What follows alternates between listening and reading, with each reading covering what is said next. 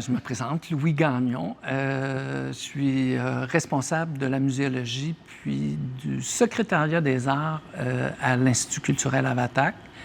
C'est un organisme inuit, c'est un organisme qui a été créé en 1980 à la demande des aînés du Nunavik. Bernard Saladin-Anglure, l'anthropologue, était dans le village de Kanien'kehá:ka, aussi appelé Wicambé, ou Maricourt même à l'époque. Bernard entend parler de la part de l'Oblat, du missionnaire Oblat qui est sur place, d'une île où il y avait des diables.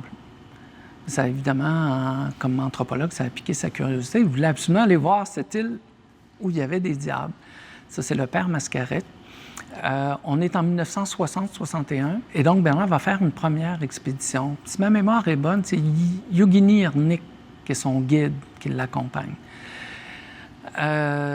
Donc, il va sur l'île, découvre ses visages gravés, amorce un premier inventaire. Toujours est-il qu'il va ramener de l'information et il a, mais là, ça, c'est vraiment une contribution importante, publié un court papier dès, il me semble que c'est janvier 61, où il fait état de la découverte ou de la redécouverte. On va dire de la découverte. Il est l'inventeur du site en soi, là, pour la communauté scientifique. Mais les Inuits connaissaient l'existence du site, c'est ce qu'il faut comprendre.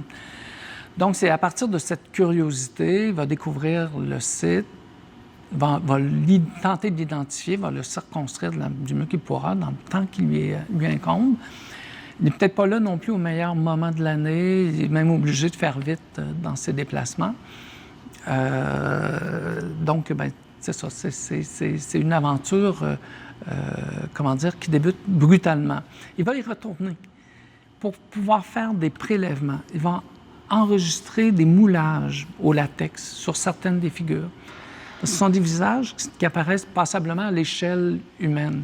Donc, on voit à peu près les proportions. Donc, il va chercher des façons d'enregistrer un maximum de données. Donc, c'est le scientifique qui établit la base, dans le fond, d'un processus de recherche. Et après ça, le site tombe passablement en oubli. Il y a une redécouverte, je dirais, de ce site qui se fait dans les années, il me semble que 80, où un jeune chercheur, va en faire son projet de thèse, sans aller sur le site, va faire un certain nombre d'analyses des motifs. Il va établir des rapprochements avec l'art dorsétien, enfin les représentations dorsetiennes. Il y a plusieurs étapes et nous, c'est seulement en 1995-96, en fait Daniel Arsenault et moi, on réussit à convaincre Avatak n'est-ce pas que ça serait intéressant et pertinent, et ça coïncide vraiment avec un intérêt dans le village pour pouvoir faire une étude approfondie du site. Donc, au milieu des années 90, Daniel et moi, on est un peu les artisans avec Daniel Gendron, qui est à la tête du département d'archéologie chez Avatak, d'organiser une première mission qu'on réalise en 96.